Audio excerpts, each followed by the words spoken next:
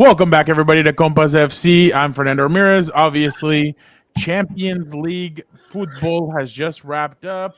Second game of the group stages. I'm joined as always by JC Cervantes. JC, how are you doing? Another day, another day. More Champions League recaps. Another day, another dollar. Powerball or one of those is up to like $1 billion. So, I mean, that'd I be got 5 killer. on it. I got Exactly. 5 on it.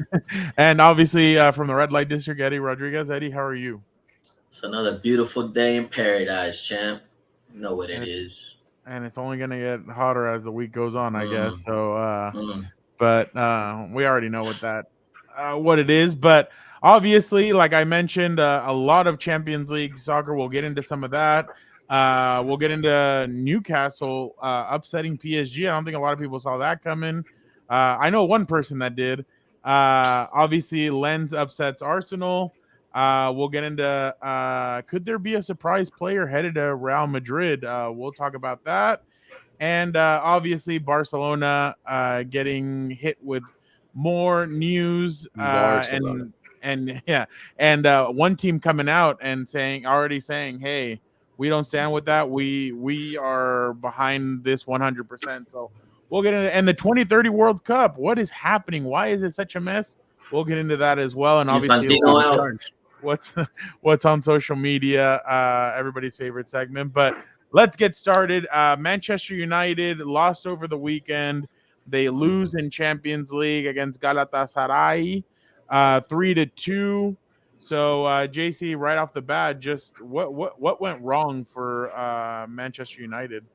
There's a huge saying we say in Spanish, and it's pretty straightforward. El que perdona pierde.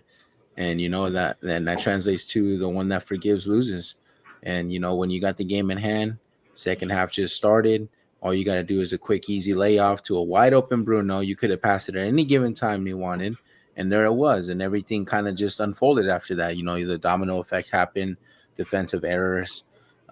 You're lucky enough to score a second goal, but then just because of the way the circumstances and the way the game ran out, you start forcing players to go out and cause cheap tackles, and this is the play here we're talking about, where you've got a wide open Bruno. Since the man received the pass, what you're waiting for to pass the ball to, I don't understand what you're waiting for, or why you can't give a quality pass to a wide open player. You're making 500K a week and you can't serve a wide open ball. I don't get it, and that there's enough blame to go around. Onana wasn't there. Dalot terrible on defense. Onana just kind of busted a Ederson back there and just kind of gave the ball away cheaply in possession. And there's enough to go around. But right here, this one right here, the 52nd minute, second half, you come out of the locker room and you bag this goal early. The game's in hand. Galatasaray doesn't have an answer. Your midfield's just running circles. You got Eriksson just distributing the ball like Prime Pirlo out there and just abusing on the wings. But that's really, for me, what it comes down to, because right here from this moment forward, you see a rash tackle from a Casemiro. Your defense is in shambles. You already know Dalot's not going to be able to cover Saha, and you knew this was going to be the matchup to watch with the Wan-Bissaka out. And it's tough. And Lindelof can only do so much back there, but Amrabat's playing left back for you. It's not his position, and you're going to see some errors come in, and that's where the goal came in from, unfortunately, after the 2-2. But still some solid takeaways. You see the fight in the team. No long faces, no negative body language after going down and getting equalized, especially when battling at home. And the thing that leaves a sour taste in my mouth is really the fans just booing the team at the end of the day. They put in an effort, they put in a shift. Unfortunately, a couple players ruined it for the bunch, and you saw a good battle. To see Hodge up there just really battling it out and living up to the occasion. Man should have had a hat trick, but rules are rules, and he's offsides, right? But it's tough. I see this more as a positive and the team moving in the right direction, but this is unforgivable. 500K a week, and you can't serve a wide open ball to a Bruno that is going to net the ball. And all it is him just trying to be selfish. It's still a dead clock, and he couldn't even bang a goal. Like, he could have shot. You want to be selfish and take the shot. But you got the wide open player, make the right play, and the game's in hand right there. And that's really where it lies at most. Eddie? Yeah, absolutely. Whatever JC said there is absolutely right. Um, what's Rashford doing? And I think maybe Ten Hag needs to start contemplating the fact that he's not in the best form, and maybe it's time to drop him and perhaps start a Garnacho or start another youngster up there like a Palestri. Um, the only positive you can take from the game is that Højlund looked like he's 30 years old playing out there. Like he has years of experience playing in the Champions League. The occasion didn't phase him. Um, the kid looks like he's going to be a bona fide star if we take this game for what it is. Kind of reminds me of when Waza made his Champions League debut for Manchester United. And who do you think they played? They played, I believe, Galatasaray or Fenerbahce. They played a Turkish team, and Waza banged in a hat trick. And Højlund was right up there. He's almost going to get his own hat trick. Well, you even But said he had those Onana, Van Persie instincts too.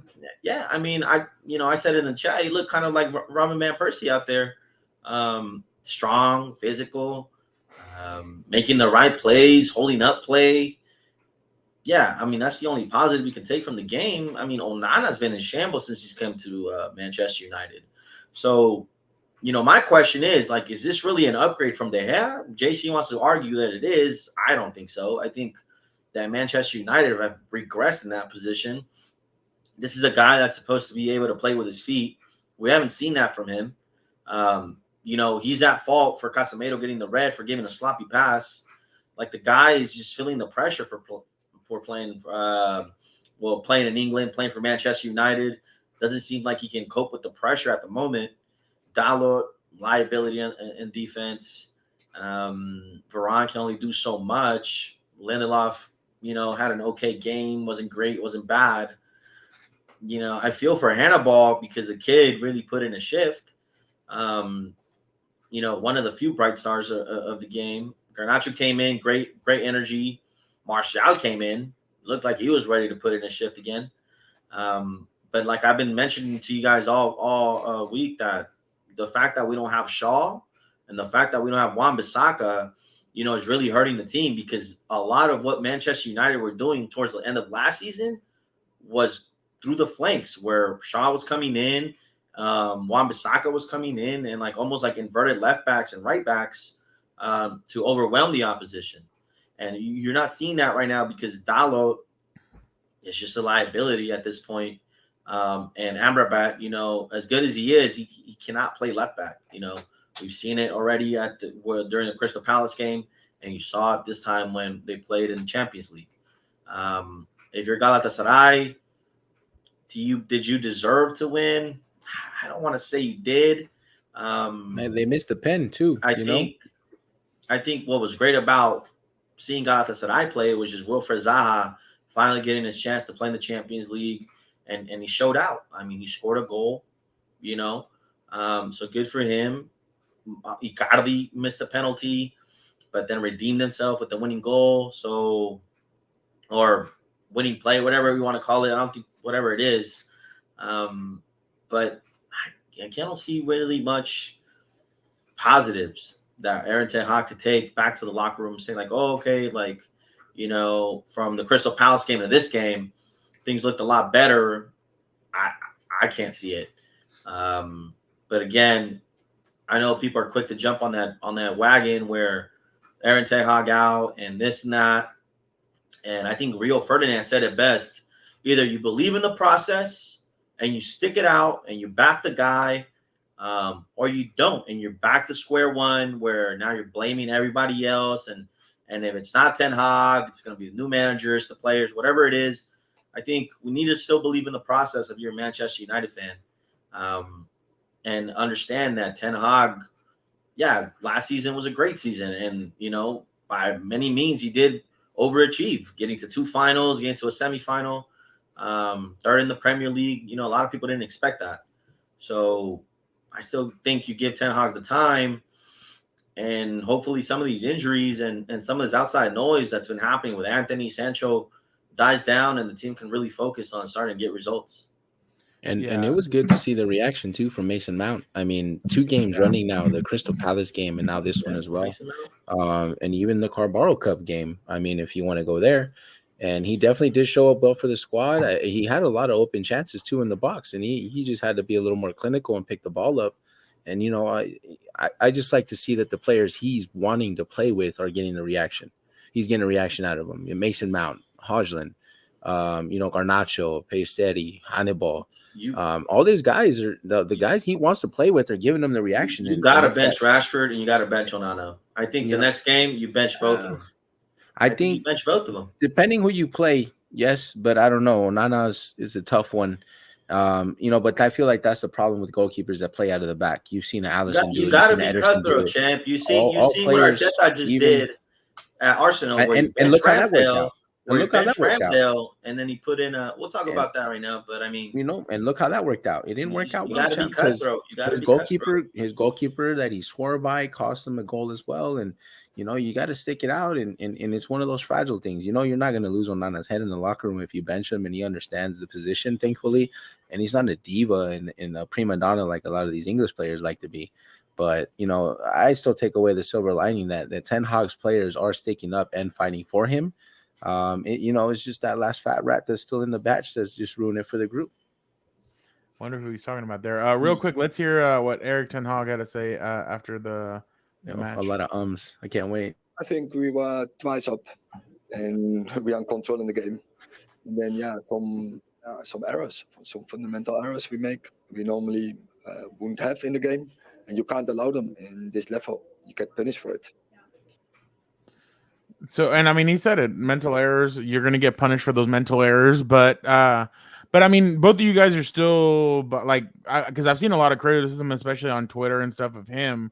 But I just keep on going back to the stuff that we've seen with Ole and other ex-managers who these are the players that they wanted. And these are the players who the Glazers gave them. And it just kind of feels like it's all one common denominator in all this. And it's the Glazers, but I just, I don't know. I mean, I'm sure he's frustrated. I'm sure the team's frustrated, but I feel like it's like what both of you guys said, that like, it seems like the players aren't quitting on him. They're still with him and they're behind him. I mean, they have to be at this point. Either you bought in or you're not, because Erik ten Hag, in a sense, has been somewhat of, cutthroat. If he feels that you're not going to provide, any value to the team, he has no problem axing you and, isolating you to the point where you're no longer involved. But he has to take these decisions now where if one of your best players from last season isn't performing, maybe it's time to bench him. No one can be that star player here where poor performances and you're still on the pitch. Like if I'm Pelestri or even Martial at this point, I'm like, look, this guy hasn't been doing anything for the past 8 games. Why am I still on the bench? I'm training hard. I'm doing the things that I'm supposed to be doing. How's this guy still getting, on the team sheet and I'm not? So those are the type of questions that Ten Hag needs to start answering, because again, you don't want to lose the locker room.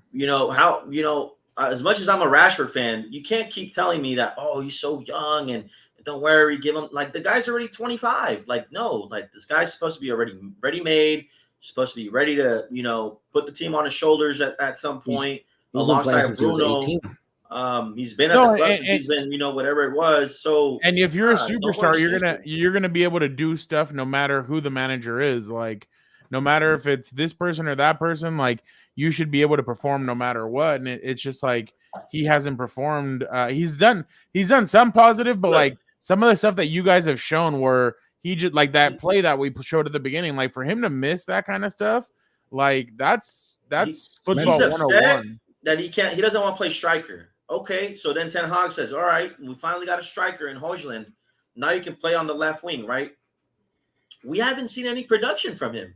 And he got lucky on that cross. He literally blasted it to Højlund. Yeah, he did. And credit to Højlund, because Højlund, any other player, I feel, just ducks and doesn't take the header, right? Oh, yeah. But listen, like, at what point are we going to start putting some of this responsibility on the players? Yeah, you have to. Because the game plan was there. We saw it. United were in control of the game. They were united. And to just lose the way they did is just. And it's those. Like if I'm Ten Hag, I'm frustrated because the game plan was there. You had control of the game, and then back to what's been happening all season. You're giving away cheap goals. Yep. You can't, like Hoyland said afterwards, we can't score a goal and then within 2 minutes we get scored on. Like exactly. You can't. No way. And then the way you got scored on was off of a throw in. And the play is right in front of you. You've got about 3 or 4 players right there that can bunch up the group. But again, it's common things in football. You're most vulnerable when you get scored on. And I understand and I get that, right? You're celebrating your goal, you're most vulnerable. But look, if you're going to go, and, before we go too far, if you're going to go and experiment, this Brentford game coming up on Saturday is not a bad game to experiment on. If you're going to go and swap a goalkeeper and you're going to debut that other guy that you got before you signed Onana as your number 2, potentially, taking into consideration when you sign this guy, you might not get Onana knowing how things go at the front office. So, if you're going to debut him. I really think Mason Mount could play left wing for the team. Keep it honest, and you put Hannibal in the midfield and you limit Eriksen to come in as a sub like he did in this Galatasaray game. And he was launching balls left and right, man. When I'm saying prime Pirlo, the man was living in the circle, putting peaches off to the wings. He found Anthony on a few of those, and even Anthony didn't know what to do because he was so wide open. Like the man was confused, and and it's not all right because you're an 80 million pound player, you got to put the result up. But I said feel like 80 million pounds, and I just started thinking of a big person. get your head out the gutter, champ. But No, I get you. I know, but American, right? But I feel like Ten Hag's really finding his rhythm, and he's finding his subs, and he's getting the tactics, and he's, like you said, the fundamentals are what really cost them, and they got punished. And if you're gonna experiment, let it be in this Brentford game. You got the squad backing you. Let Rashford come off the bench and, earn his minutes like he's supposed to. I understand we just re-signed him. Huge wage fees. Is he living up to it? I never thought he would. I thought we should have cut our losses and sold him when Paris wanted him and got whatever we could, but definitely if there's ever a time, it's now. And I think coach understands the urgency and he wants to win. It's not like he's playing defensive. It's not like he's playing conservative. He's doing what he needs to do to win games, and he's in control.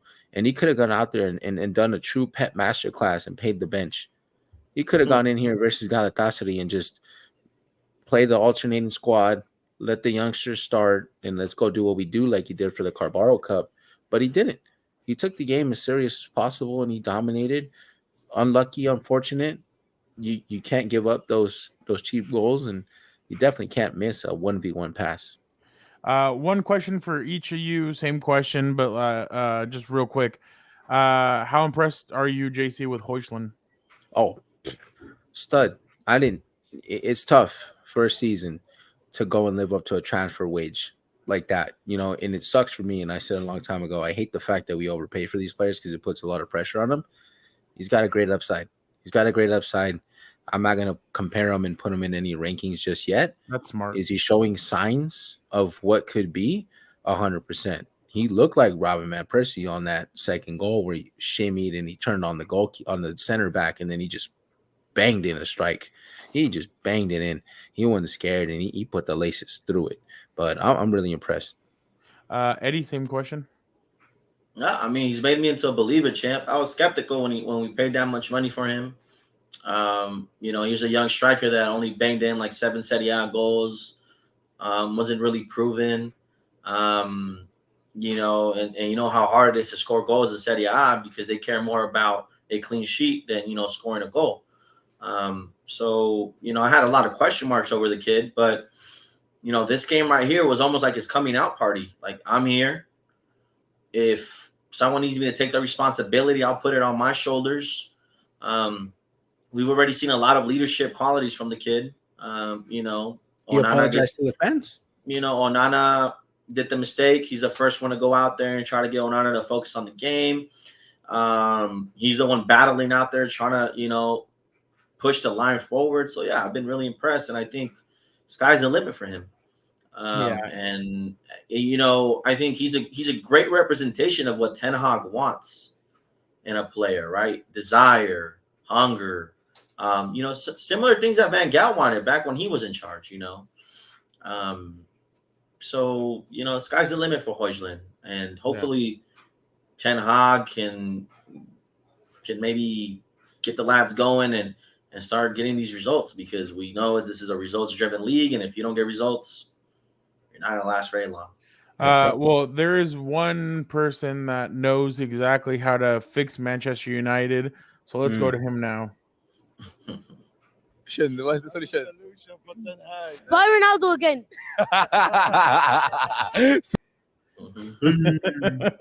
He said buy Ronaldo again. That's pretty that was a pretty funny moment. But all right, JC and Eddie, you have both unlocked the Dan No, I and didn't. Diego No, I didn't. question No, I didn't. of the day as we move on to What the did he next do? topic.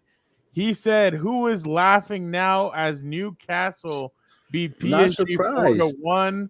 He said that he's the one that called Newcastle last year, that everybody laughed Really? at him, and that now they're back in Oh, Champions League and they he called Newcastle. He called He it. must have not listened to the preview. The previous show. that he said he called he said back last season he called that Newcastle were going to be very good, and now they just beat didn't call that. PSG. But He didn't know who Almiron was till 2 games ago. He didn't even He know who better not Eddie Howe start. was, or that Isak was your striker. I'm over here Stop. talking about Eddie Howe to the English national team, and he wants to talk about he called it. Oh man, somebody so always trying to take credit. obviously, I kind of have a Some smile on nut my shit. face I don't know. because a certain individual should have just stopped being a diva and head over to a certain team. But he thinks that he's trying to save her when she ain't gonna be saved. There is no saving her. She's done. But he Shout out wants to J. be a Cole. Shout captain. out J. So Cole. Yeah, great people. Shout out. yeah. So, but Newcastle take it to PSG. It was when JC texted in the group chat, because I was out and about, and he's like, dude, Newcastle's up 2-0. I'm like, there's no way. And 2-0 up It on was one watch. It was the oil derby. Yeah. Oil Clasico. And it lived up to the promise. Yeah, no, Newcastle. I mean, Eddie, just kick us off with this. How impressed are you by Newcastle taking it to PSG like this? I mean, I didn't expect this bad of a loss for PSG. You know, when you have a group of guys that have bought into what the coach is preaching and trust each other, and on top of that, your star boy, your star player in Bruno Guimaraes is just, signed his future to the club. Things are positive out there. And, you're going to get nights like this where, it's been a minute since St. James Park has rocked like this and felt the Champions League nights. And they didn't disappoint, right? The atmosphere was 100-0. And they did over the weekend. They did a little something. So, I'm really impressed. I think when we look at players like Almiron, who at one point became a meme, right? Where Jack Grealish said something about like, Almiron this, Almiron that. And he hasn't really played that great in the Premier League, but, to come in and bang a goal the way he did, props to the guy, proper winger, works hard for the team, never complains, always looks like a threat. Isak putting it all on the line. Longstaff, the boyhood boy, the Maggie there, he got his goal. But I think one of my things about PSG, and hear me out when I'm gonna say this. Couple things. One, I never thought Donnarumma lived up to the hype. Yeah, I think he's been exposed. We've seen it at the national level. In the national level. Now we've seen it at the club level. And that can happen due to the level of competition he's been facing. In Ligue 1. But the third goal, I think it's a howler from him. I think Longstaff shoots it hard and credit to him, but it's straight at him and no hands, right? I think Marquinhos, maybe I'm glad that United didn't buy him, because again, without Thiago Silva next to him, he looks kind of exposed. Mbappe looks like disinterested, if I'm being honest. And doesn't really look like he's meshing well with Dembele. And Gonzalo Ramos, the talk of the town, the talk of after the World Cup. Oh, this guy got, he's the guy that benched Ronaldo. Where's he been? Anonymous. And if you're Luis Enrique, your stock ain't looking that hot either, because to get humiliated the way you did, against a team that hasn't played Champions League football in like close to 20 years or whatever it was. It's embarrassing. So no positives to take away if you're PSG, and if you're Newcastle, you're riding high. JC, what did you make of this? It's crazy. Newcastle really took it to him, and I think it already started with the previous Champions League game. And when they went heads up, and I spoke to it a couple pods running now. Those kind of big games show you what you're made of, and they're really benchmarks, and you find out where your team stands compared to the best of the best, because that's what the Champions League is, and then you get drawn into the group of death. There's a fight or flight, instinct that kicks in. You go and you see, we haven't been in the Champions League since I don't know when, right? A lot of these guys are really, in some instances, role players. So how many superstars are really on this Newcastle team? When you look at the lineup and you look at the starting lineup, how many of these players are actually starting for a Madrid? How many of these players are actually starting for a Paris or a Man City or a Bayern? And the list goes on. Not many of them. You don't bet on Almiron. You don't bet on the Longstaff. You don't bet on what's his Isak to go and bust his head for the team and really just blood, sweat, and tears go all out for the squad. So I really think Newcastle reacted well to the challenge, and they've been showing it now 3 weeks running that they're hungry and they want it. And I love to see it because they're playing good old-fashioned Premier League football, and they're really sticking it to some real quality teams. But also, Paris really dropped the ball on this one. They ran the same play over and over on offense, just ran down the wing. And in some instances, they even played to Newcastle's strengths, trying to play so wide, because that's how Newcastle really is breaking teams down when it comes to games in the Premier League. And you look at that banger it was Almiron, right, over the weekend that scored that screamer. Oh, yeah. Right? Yeah. And like, you see that. Corner. And it's like the man's playing inspired football. He is playing inspired. And, he gets another chance to show up for his squad. Right place, right time. Positioning is everything. Instincts are everything. And that's 2 weeks running now. He puts his club on his back and scores the opener. And, Paris really didn't have an answer. They were really playing, trying to play possession football. They were lacking that false nine right there that can play, make, and break down defenses. And that's really what they were missing most. I think Paris were just that one player away from really linking everything. And you gave them away in the offseason. They missed a Neymar this game. They missed a Neymar bad in this game, because that hole behind the striker, Colomunai, I think that's how you pronounce it, right?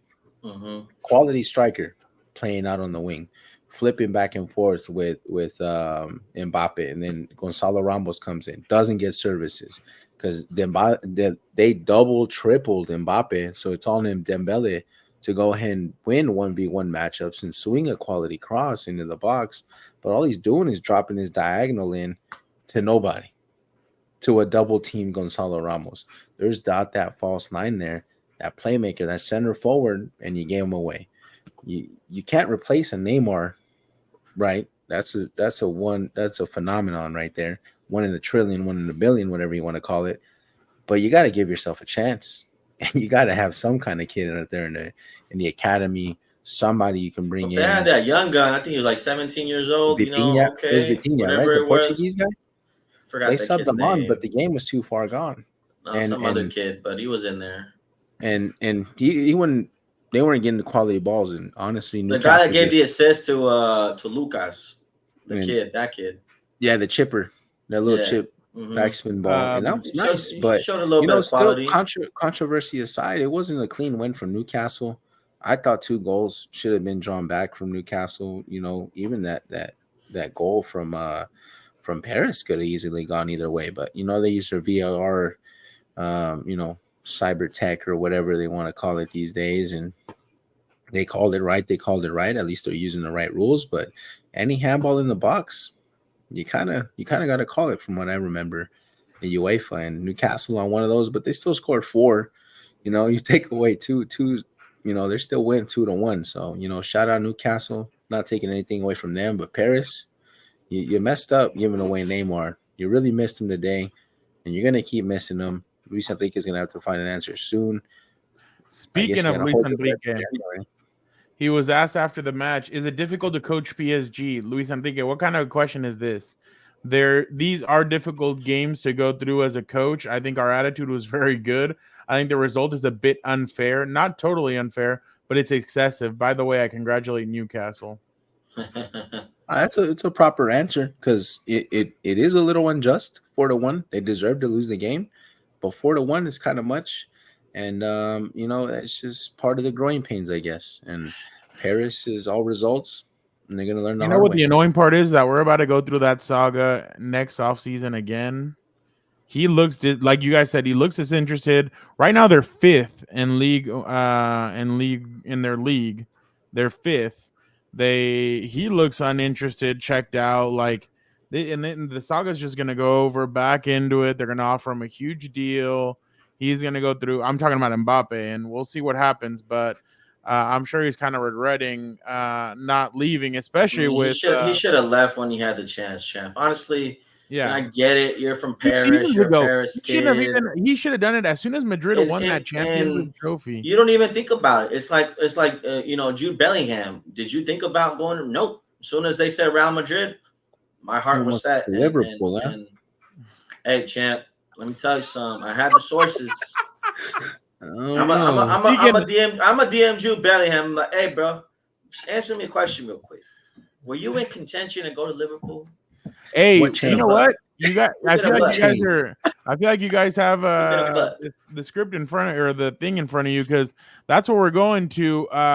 So before we get into the Real Madrid beating Napoli 3-2, Vinicius was asked by the media about Jude Bellingham, and he said, "I was texting him every single day, all last season, saying you need to come to Real Madrid. You need to come to Real Madrid. Nike boys. I'm glad that you're here. I'm glad that he's here now." Obviously, speaking about that, Jude Bellingham celebration. Jude Bellingham in 9 games has 8 goals for Real Madrid, 3 assists, and he's won 6 Man of the Match awards. Wait, are you for talking Real about Madrid. Cristiano Ronaldo or Jude Bellingham? Hold on. Ooh. What are you talking about? Oh yeah, I know. That's exactly. Slow down. That's what they were asking Cristiano about yesterday. But I don't know for the folks that didn't watch, but Napoli went up 1-0. Then Bellingham was able to steal the ball away from Napoli on their side. He gave a nice pass to Vinicius Jr., and he scored that one. Then Jude Bellingham scored a beauty. Yeah, he scored a beauty in between three defenders, and then Zielinski came back and scored a penalty. And then this is a robbery. Fede Valverde scored a screamer. But they said it was an own goal by the goalkeeper, Alex Meret. It came off the post, and then it went in off the goalie. That's a goal. I'm thinking that's a goal. That's a goal. That's a Fede goal. It came out. Goal, I was surprised that they didn't give it to Fede, but whatever. It came out. We all know how it is, but we've seen worse where it hits a player and it goes in, and they say it's a they pick and choose when they enforce. Yeah, but obviously the impressive part is just the way Puskás worthy. Everybody was waiting for the combination of Vinicius and Bellingham. You barely saw it because Vinicius had gotten injured. Now he's back, and that combination looked pretty good on Tuesday. But Eddie, what did you make of this result for Real Madrid? Did you see when I sent that GIF in the chat, and then what happened? As soon as I sent that, within 2 minutes, Jude. Nah, man, listen, we already knew Jude Bellingham was a bona fide star. The guy's felt pressure since he was 8 years old. So, what's happening now doesn't faze him. He's ready for the occasion. 8 goals is ridiculous. To quote Michael Richards, the Ballon d'Or is coming to you, Jude Bellingham. But no, for real, Napoli, they played a great game. Yeah. But, sometimes playing a great game is just not enough when you got that type of star power on your team. You got a Vinicius, you have a Jude Bellingham, a Federico Valverde, Tushmani. The star power is crazy. And you got a bunch of young guys playing with no fear, and that's the most important thing. And I think that's what Ancelotti's getting the best out of these kids. Where, hey, I think, almost like an Ole thing, like it's just vibes, no tactics, just go out there, do your thing. Obviously, I know that's not the case, but like that's what it feels like. Because sometimes, like that Jude Bellingham play, The guy looked like he was just taking a stroll and then boom, boom, boom, boom, goal. You know, that's ridiculous. And then the Vinicius finish was crazy. That was pretty clinical. Off of a Jude Bellingham interception. Yeah. So, and then eyes on and the he- back of his head, just dumps it off after he pulled 3 defenders. No, and the then crazy part Vinny is that just he's playing slots it. defense as well. Like he's getting back there. He made a got to. crucial tackle at the end of the game that You know, he doesn't play defense. that's And so speaking of that though, this is hilarious. Watch what happened when he was interviewed by Golazo after. This is That's pretty what funny. I think it is. Finally, when you defend, because you had to do a lot of defending, you look like Jamie Carragher. When you attack, sometimes you look like Adrian Reed. Oh, right? not like it, no? And, in the set pieces, you're like Michael. That is a good combination of 3 players. So he watches the show. Yeah, from Micah. You know exactly what it is. And then obviously real fast before we get to JC, here is what Ancelotti had to say after the game. Lo que sorprende de Bellingham es que tiene 20 años. Parece que tiene 30 para su carácter, su personalidad. Nunca está, todo el tiempo está bien focalizado en el partido, sabe lo que tiene que hacer. Esto es raro en un jugador que tiene 20 años solo. That's a fact. Yeah. We said that last week, Chan. We said that here in the podcast. Like the guy's 20 years old and he's playing like it's beyond his years, right? Dude, 8 goals for a midfielder is ridiculous in a season. And this is the scary part. He's still learning. Like, he's not a made player. You know, people think he's not a made player. He's still learning and he's playing out of position. Yeah. That's the scariest part. That's not even his position. You know what and the other thing is too, I'm not trying to take away anything from Edin Terzic or anybody that managed him before, but now he's with an A1, like he's with an A manager in Ancelotti. But JC, your thoughts on Ancelotti, and 2, I feel like this game was perfect for Real Madrid in the sense of their mentality. Why? I know Vinicius was a little bit frustrated at the beginning. I'm sure Rodrigo has been frustrated with the new formation. There's no Benzema anymore in the middle, so those guys are going to be asked to do something different. But I feel like with Jude now there, it kind of takes away, it kind of gives them somebody else to kind of work the ball to them and everything. So I think this game kind of eased them a little bit if they had any frustrations or questions, because Ancelotti has been basically saying, trust the system, it'll work, it just takes time. And I feel like this was a perfect example of showing them that. What do you make of 1, of Jude Bellingham, and 2, of that? I think it starts with the gaffer. You know, it's not just a matter of telling guys trust the process, it's all going to work out, but you got to have a CV to you. You know, you got to have a little bit of some pedigree to you to go ahead and get these guys to trust in you. And, you know, Ancelotti's always going to be a player first, and he's going to know how to talk to players the way players need to be spoken to. But the fact that he's still so old school and he's not scared to get disciplinary and, you know, put guys on the bench who need to be on the bench, it helps a lot. But, you know, he's just letting kids be kids. And you know, he's got a great mixture of veterans and new players. And overall, the respect he demands and that he brings to the club with a Kroos, with a Modric, you know, that are still there, long-standing superstars. They've won everything. But I think when Madrid comes knocking, they don't sell false promises to these players. So, you know, you get you a Jude Bellingham for 100 mil, right? And you're going to be a Galactico. You're the face of the team now, along with a Vinny. But, you know, you really go ahead and say, without a Jude, you don't really see much of a Vinny.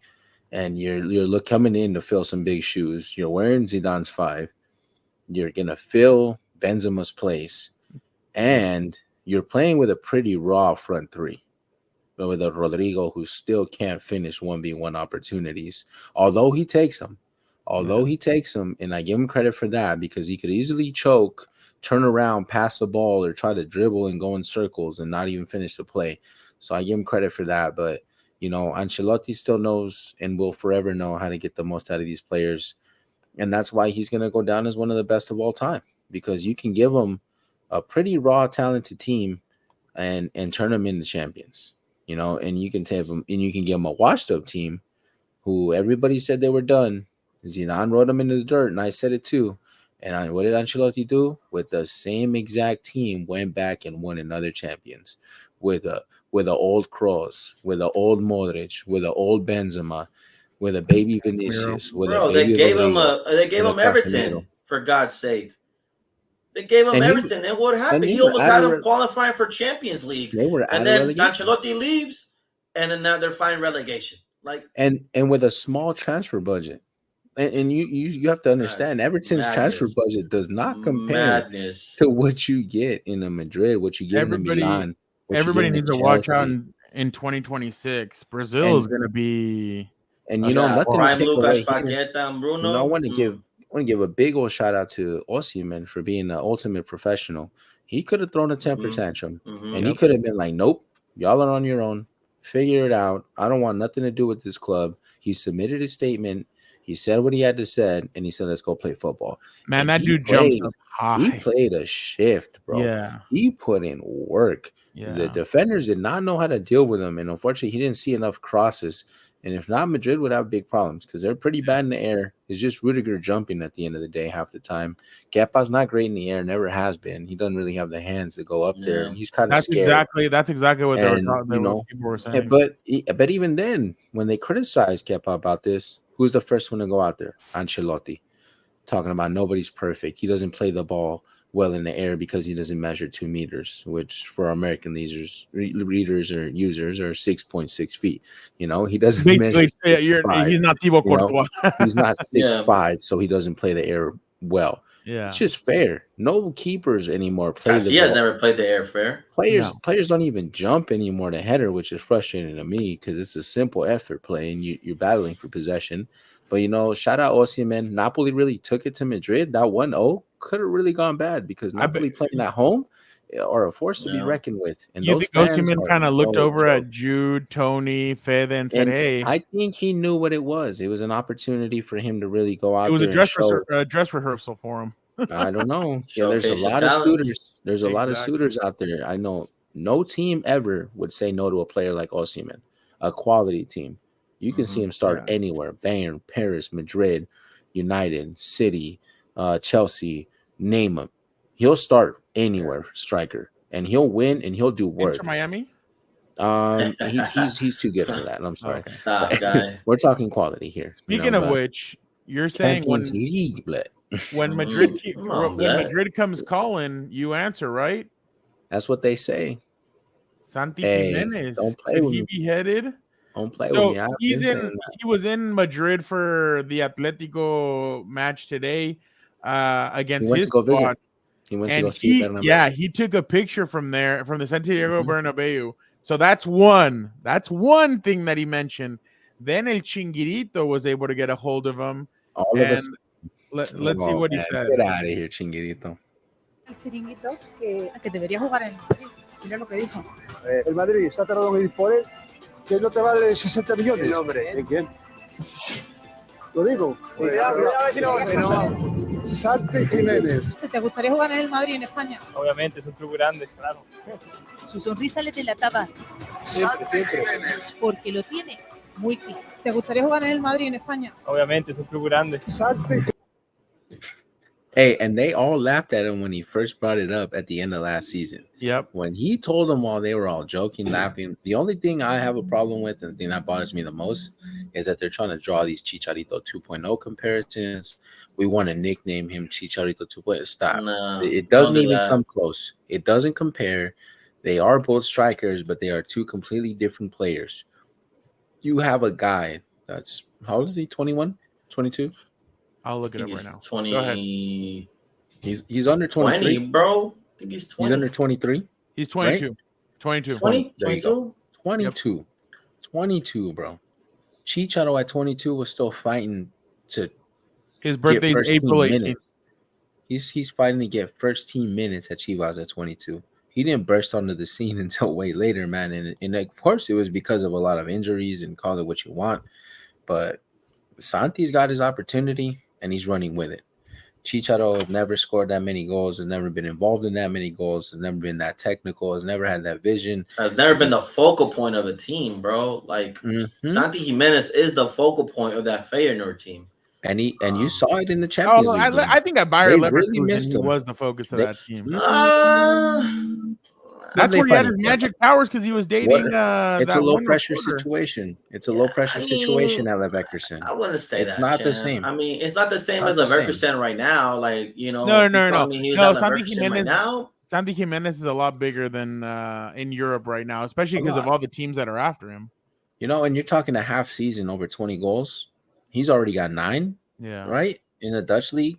And they're like 6 I think this year alone, he's already scored over 30 goals, or he's close. It's a crime though that he has that red card and he can't play. Because I'd love to see him play. It is. That's just the youthfulness. But Eddie, what do you make of this? You know me. My Mexican team is Cruz Azul. It always has been. So I'm proud to say that's where Santi Gimenez came from. Killer though. Maybe they don't go with Osimhen. Maybe they don't go with Mbappe. Maybe they don't go with Holland. Endrick is coming next year. He's a youngster. Maybe you go very young and you get Santi Gimenez and Endrick, and those two. Let me give credit where credit is due, though. JC's been saying this since last season that he wants Santi Gimenez out of Feyenoord and go on to a bigger club and challenge himself to really establish his presence in Europe. And you don't get talked about going to a club like Real Madrid if you're not really if you're not really it, right? If you're not really him, no one's throwing that rumor out there. Maybe through the end is gonna throw it out there, right? They dropped the price tag, but not Spanish media, because we know how the Spanish media is, and they don't really consider Mexican players to be up there, right? But if they're considering a Santi Gimenez, that speaks volumes. These are the same guys that laughed at Hugo Sanchez when he said he's ready to coach Madrid. Yeah. They used to hate Chicharito until Ronaldo kind of gave him a little bit of he's a solid player. I remember all that too. I mean, they within their reason to hate it. Yeah. Santi Gimenez, bro. Honestly, Santi Gimenez has been killing it. Tata Martino could have sure used them in Mexico. There's no way Mexico could bench him now if he does. I mean, at this point, there's no way, bro. Yeah. Like this is your striker. He's better. There's no question about it. So you're gonna tell me he's not better than Henry Martin? Henry Martin's a bum. Like, come on, bro. He's a bum. He scores 9 goals in La Liga MX. 9 goals in La Liga MX. Santi Gimenez is here. A game? I'm gonna say Santi Gimenez is top of the top. No, I'm talking about Santi Gimenez. And then you have Raul Jimenez, and then everybody else. That's how I see it. At least that's my pecking order. But shout out Santi Gimenez. I hope he gets his dream move to whatever club he goes to, and he's happy there. And continues to produce, because that's the most important thing. His smile on his face was so funny. He looked like a little kid when they asked her, "Would you want to go to Real?" And he's just like smiling there. If someone asked me right now if I want to go to Cruz Azul, I'd be like, So obviously Barcelona is back in the news. Barcelona, they are facing bribery. Who are you? A certain individual today tweeted out masterclass about them winning 1-0. Really? But it was so obviously. Let me catch you guys up on this. So the club hold on. So basically, Barcelona faces that, and it's basically it was payments of 7.7 million between 2001 and 2018. That's a lot of payments. And Barcelona is named among the defendants, as well as former presidents Bartomeu, Rosell, and Enriquez. If found guilty, they could face prison for up to 3 to 6 years. And Barcelona could be suspended from trading as a professional football club, which would likely plunge the 124-year-old member-owned entity into bankruptcy. That's the only reason why I feel like nothing's going to happen to them, because of they might suspend them from Champions League for 1 year or 2 years or something like that. But all this stuff makes me think, ooh, and then it gets even better. If they crucify Juventus for less. Sevilla confirmed in a club statement earlier this week that they reject the behavior of Barcelona during that period, for which the club are currently being investigating for which obviously it pissed off Barcelona, but because of that statement, they said they have now cut all ties with Sevilla over this. But Eddie, what do you make of it? We've all been saying this. We've all been saying this forever, and they all laughed at us, right? They all laughed at us. But look who's laughing now, man. This is typical because trust me. Look, I'm gonna tell you something right now. When Ronaldinho was there from 2004 to 2008, you know what? They didn't have to pay nobody. They didn't have to pay nobody. That was a proper team. I'm gonna get it to them for sure. Ritz Cards boys, you know the Cruyff boys. But the first year Pep got there, the way some of these things happen in the Champions League, at at Clasico games, the Stamford Bridge scandal, my guy, it's clear as day, right? It's as clear as Messi getting the World Cup handed to him by FIFA. It's clear as day. Oh, that did happen. I hope real consequences come from this. And by real consequences, I think La Liga should really take a look and say, you know what? Is there enough to expel them from the league? I feel like that's send them back down to Division 3, whatever. That's why I think that's why Messi didn't come back to. Well, that was a big reason why he didn't come back to Barcelona either. The reason I don't think they'll ever go bankrupt, champ. I really do feel that the Spanish government would not allow that. No, and I do feel they would step in. But they like to go independent though. Right. And hold on. So they're big Catalunya this, Catalunya that. How ironic will it be that then they're asking the Spanish government to bail them out, right? Mes que un club, whatever you want to say, whatever, bro. At the end of the day, it's about dollars, and if it don't make money, it don't make sense. Referees being bribed by Barcelona, I'm not surprised about that. We've been saying that for a minute, and this thing finally came to light. And it's crazy that the people are trying to flip the script, saying, "Oh, well, look at Perez, he's untouchable. No one says anything about him. No one dares to question him. No one dares to look at Real Madrid."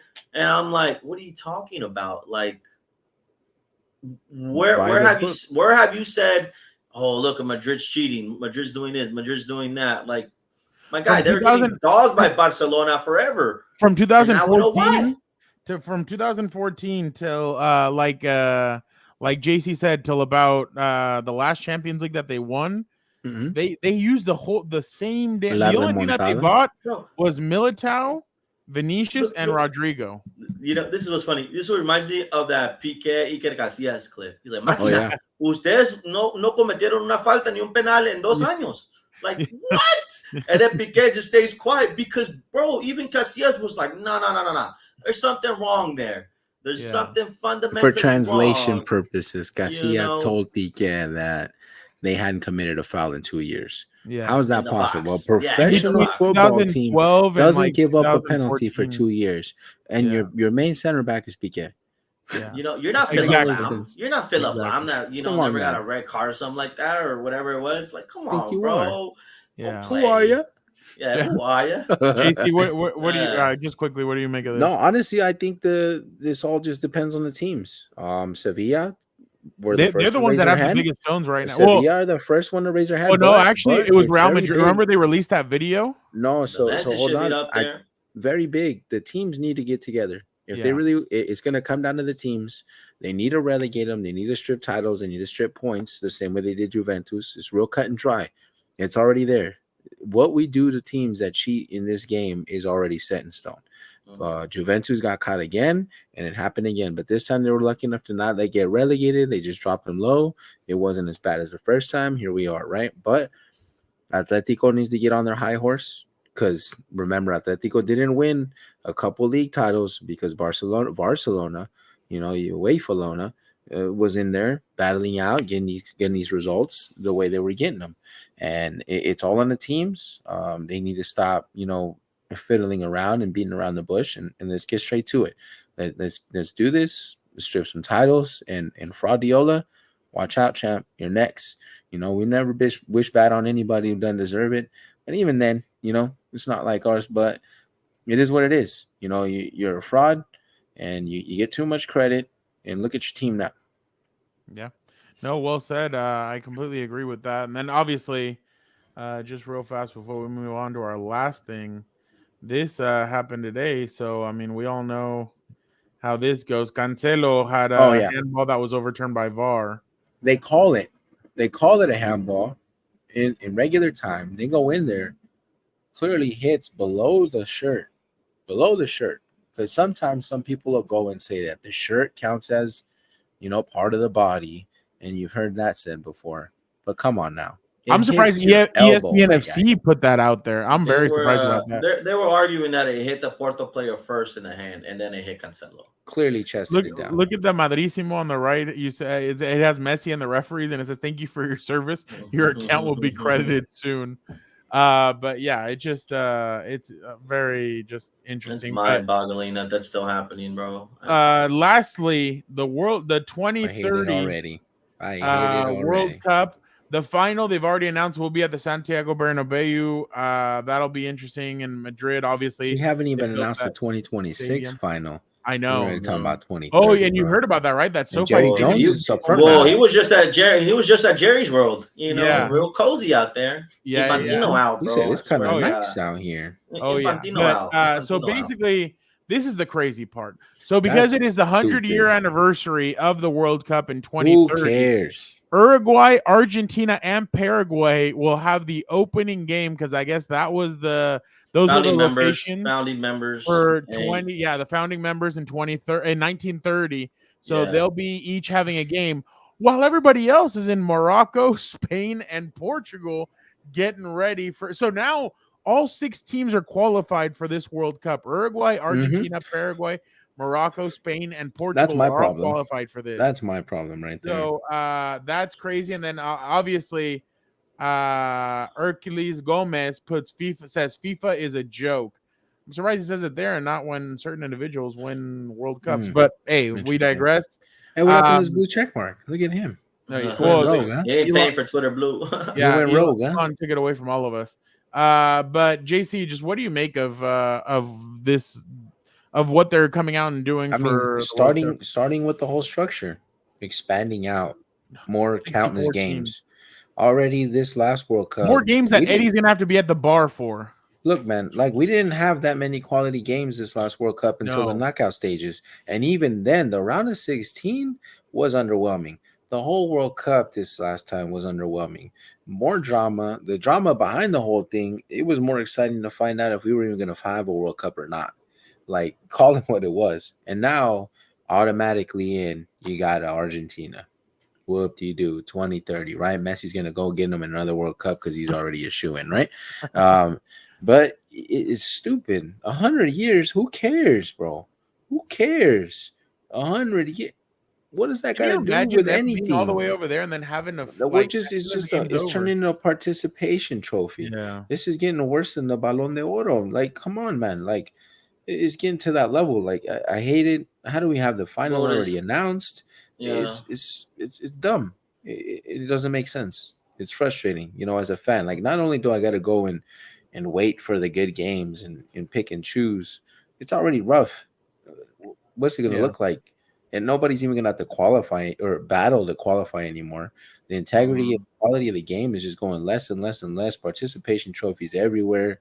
And it kills it. The whole point of the World Cup is 32 the best teams that are there. The best players are there. Everybody busts their ass to be there. That's why it's such a high pedestal and why it's so sought after and why people go so hard to go and trade their nationality. What, 1 billion people tune in.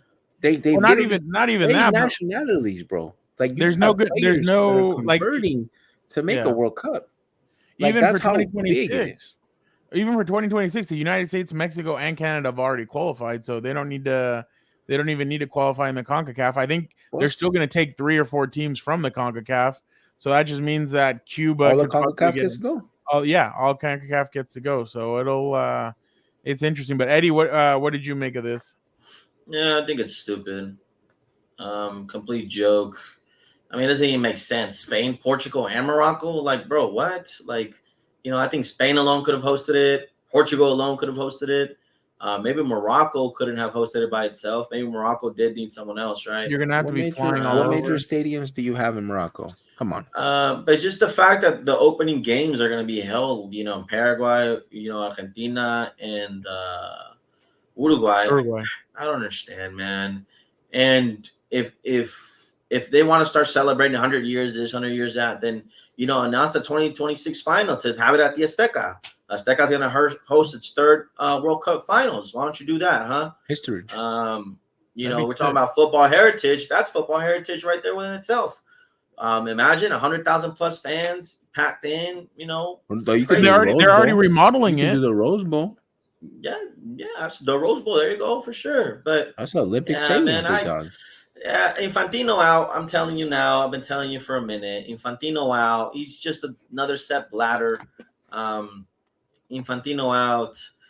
Same thing that's happening to the Champions League, bro. The Champions League is turning into a Super League. They took Papa Perez's idea. They ran with it. And that's what they ran with it under the UEFA banner. And now they're creating the Super Champions League. Now it's just one big table. The first 8 teams qualify, and the last 8 teams fight it out in whatever. Like, bro, you know what I'm saying? So Papa Perez here is trying to revolutionize the way the game's played. They laugh at him. Everyone attacks him. And now that it's under the UEFA banner, oh, no, we're cool with it. Oh, that's pretty cool. Look at the stadium. Great idea. That's a great idea. That stadium is innovative. They have so many different setups for you can play basketball, tennis, football, soccer. You can play all these different things on that stadium. It's just if Papa Perez leaves Madrid, I need him to go run FIFA or something, bro. He has the vision. The guy knows. He has the vision. Yeah. The guy's always been 10 years ahead of the game. Infantino out. Yeah, it's just it's crazy just to see the way snail that leaves his trail. Just real quick, I know that we didn't get to what's on social media, but I wanted to show you guys this real quick. Some guy put inviting Tecatito to join my Sunday league team league.